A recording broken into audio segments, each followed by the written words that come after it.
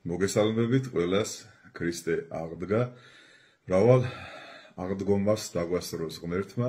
მოგესალმებათ, რომ ჩვენ აღდგომიდან ამაღლებამდე ასე ვესალმებით ერთმანეთს ქრისტიანები, რამე თუ ამ სიტყვებში არის ჩადებული ჩვენი სიხარული, ჩვენი სიყვარული, ჩვენი მომავალი და საერთოდ ჩვენი ბედნიერების არსი. აღდგომის ბრწყინვალე დღეები გრძელდება.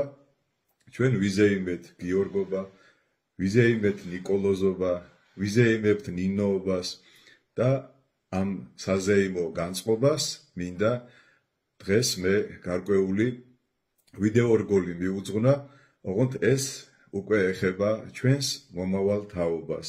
თქვენ ხედავთ ქუჩაში როგორი სიხარულით დააბიჯებენ ჩვენი მომავალი თაობა.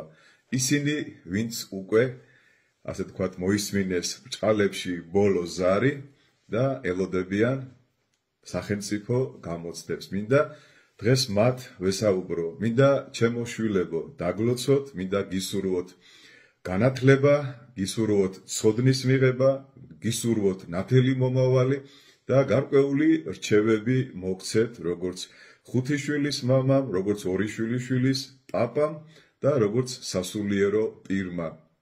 შეგაცენებთ დავით გურამიშვილის სიტყვებს: ყმაწვილი უნდა სწავლობდეს საცნობლად თავისადაო, ვინ არის სიდან მოსულა, სად არის წავა სადაო. ანუ ყმაწვილმა, ბავშვმა პირველ რიგში უნდა შეიმეცნოს, ვინ არის, საიდან მოსულა, სად ცხოვრობს და სად წავა ის მომავალში. ჩვენ მადლობა უფალს, ძალიან განათლებული მომავალი თაობა გვყავს, ძალიან ცოდნე, მათ ძალიან კარგად იციან თანამედროვე ტექნოლოგიები, იციან ფიზიკა, იციან მათემატიკა, იციან ქართული ენა და ლიტერატურა, ჩვენი და მსოფლიო ისტორია, მაგრამ სამწუხაროდ არ იციან რელიგია, არ იციან ქრისტიანობა და სამწუხაროდ ეს ჩვენი ბრალია მშობლების, ეკლესიის, სახელმწიფოსი. ჩვენ სამწუხაროდ არ გვიშვებენ თქვენთან სკოლებში და არც თქვენ მოდიხართ ეკლესიაში. ეს ძალიან დამაფიქრებელია. ჩვენ ყველაფერი უნდა გავაკეთოთ, რომ ეკლესია შევუშვათ სკოლებში. თუ ბავშვი პატარაობიდანვე არ დაიწყებს ურთიერთობას უფალთან, მისი სული დაკნინდება, გამოიფიტება და გარკვეულ სნეულებაში იქნება. წარმოიდგინეთ ბავშვი, რომელიც რძეს არ მიიღებს, ბავშვი, რომელიც სპორტით არ იქნება დაკავებული, ფიზიკურად როგორი სუსტი გაიზრდება ის და რამდენად ძიმე მდგომარეობაში იქნება მოზარდის სული, როდესაც ის არ ლოცულობს, როდესაც მან არ იცის მამაო ჩვენო, როდესაც ის არ იღებს მაცხოვრის სისხლს და ხორცს. დაფიქრდით მშობლებო, ჩვენ ყველაფერს ვაკეთებთ იმისთვის, რომ ჩვენი შვილები იყვნენ განათლებული ადამიანები. ვასწავლით ძალიან მაღალ დონის სკოლებში, დავყავს პედაგოგებთან, მაგრამ როდესაც ჩვენ მოგიწოდებთ, რომ მოიყვანოთ ისინი ეკლესიაში, ამბობთ, რომ ბავშვს დრო არ აქვს. გესმით? ბავშვს ჩვენ შვილებს დრო არ აქვთ იმისთვის, რომ წირვა ლოცვას დაესწრონ.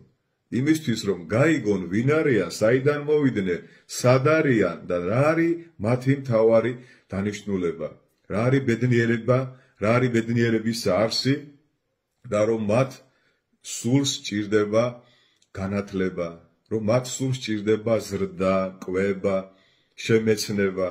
სამწუხაროდ ამის დრო ჩვენ არ გვაქვს და ჩვენ ხედავთ, რომ ახალგაზრდები გამოდიან ქუჩაში და პოლიტიკურ მოვლენებში იღებენ მონაწილეობას. მე არ განვიკითხავ მათ, მაგრამ მინდა ისინი კარგად დაფიქრდნენ.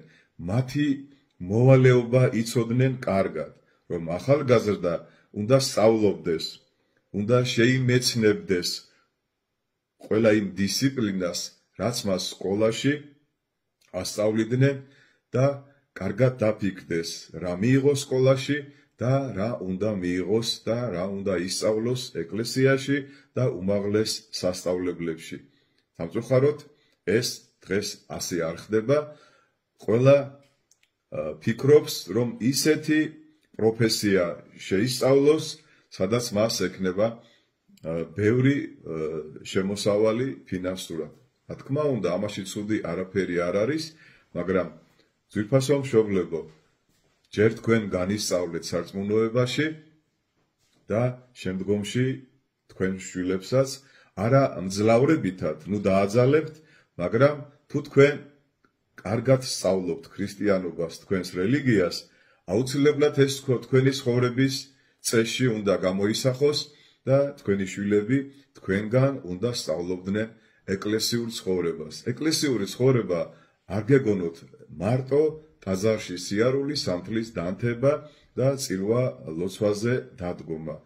ეკლესიური ცხოვრება ეს არის საკუთარი თავის განშა, ეს არის სიმდაბლე, ეს არის უბრალოება, ეს არის უფლის და მოყვასის სიყვარული.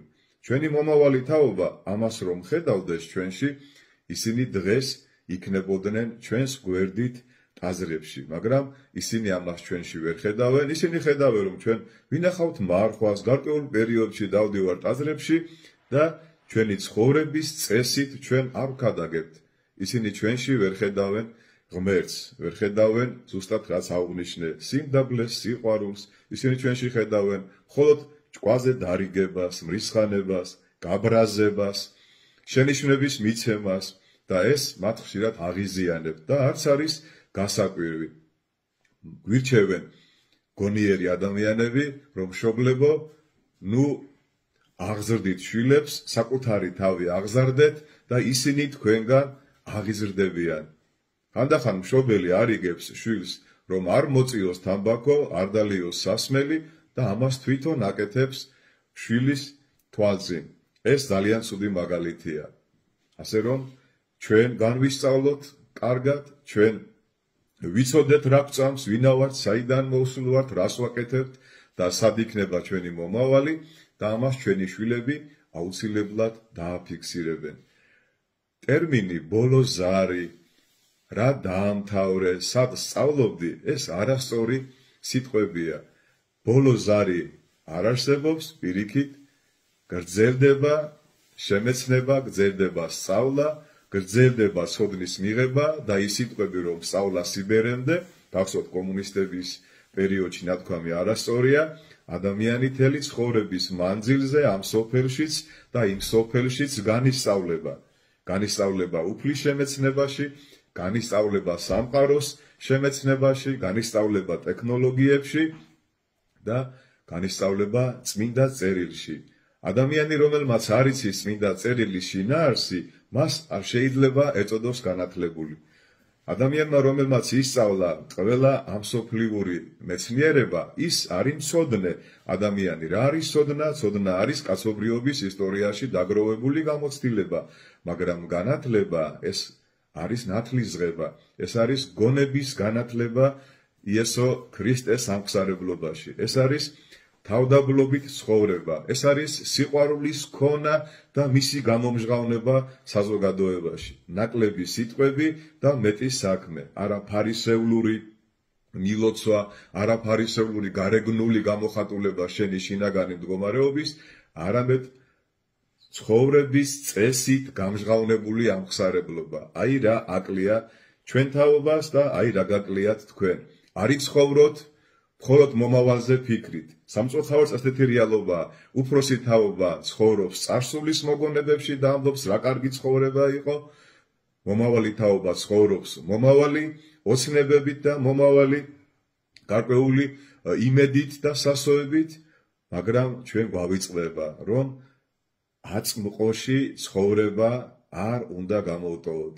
დავანებოთ თავი წარსულზე ფიქრს, დავანებოთ თავი მომავალზე ფიქრს, როგორც სახარება გვასწავლის, ვიცხოვრობთ დღევანდელი ცხოვრები. დღევანდელი ცხოვრება კი მოგვიწოდებს ლოცვისკენ, შემეცნებისკენ, სიყვარულისკენ და თავდაბლობისკენ. კიდევ ერთხელ გილოცავთ, ძვირფასო ბავშვებო და გისურვებთ ნათელ მომავალს.